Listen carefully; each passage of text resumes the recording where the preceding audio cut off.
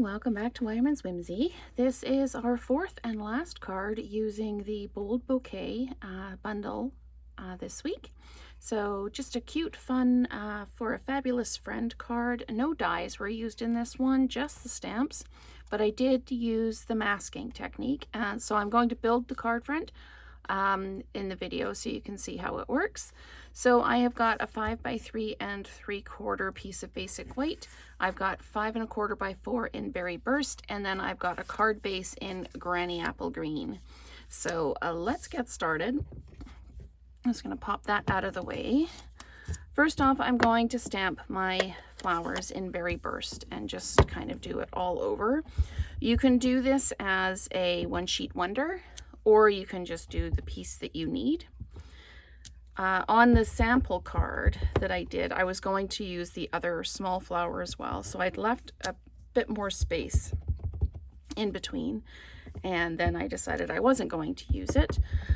So I kind of switched gears mid card. So I'm just going to pop that in like that. I'm going to put another piece just on the edge there like that, just to fill that space.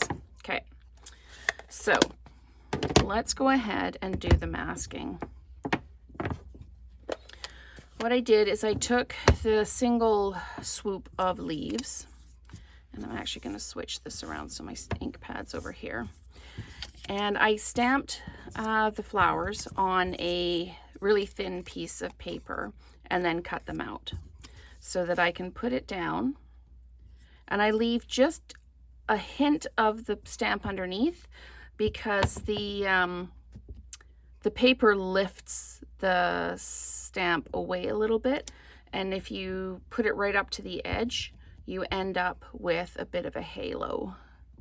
So I'm going to do that. So this one really looks like the leaves are coming out from underneath the flower. So we just keep doing that until we are happy with the result. And then we come in with a separate stamp, and we can just go ahead and stamp all the way. Any gaps in the middle, we can use the small leaves, we can use the larger leaves. So like I say, we just keep on stamping, and like that. And we try not to put our fingers in the ink pad. So yeah, this just takes a little bit of time, and you just keep going around and inking up your stamp,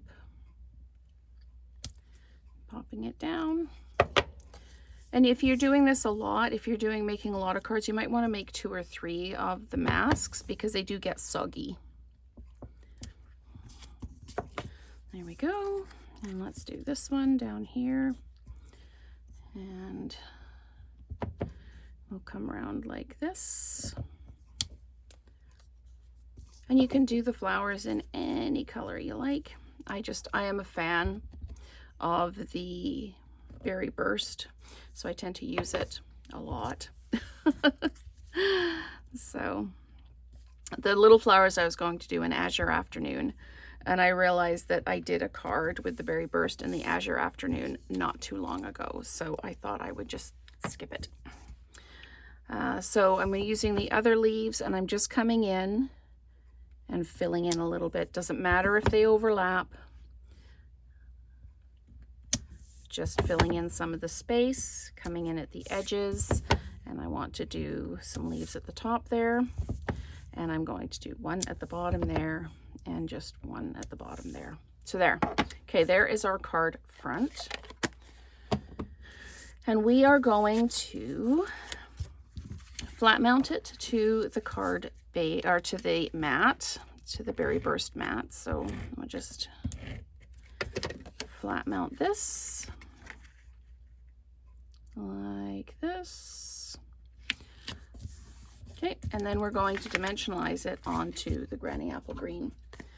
And for the bling on these, I got a bunch of the iridescent rhinestones. I just ordered a whole bunch of packs of them because I thought that they would be perfect for coloring. and they are. I thought about using them just uncolored as they are, but they have quite a bit of kind of yellow in the base of them, and there is no yellow in this card. We could add yellow, but there was no yellow in this card, so I colored them with the Berry Burst, the dark Berry Burst blends. Pop that on like that.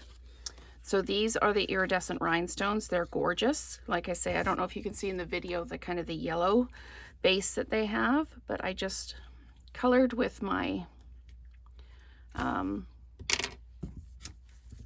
Berry Burst blend. Sorry, totally lost my train of thought. Forgot to put the greeting on the front.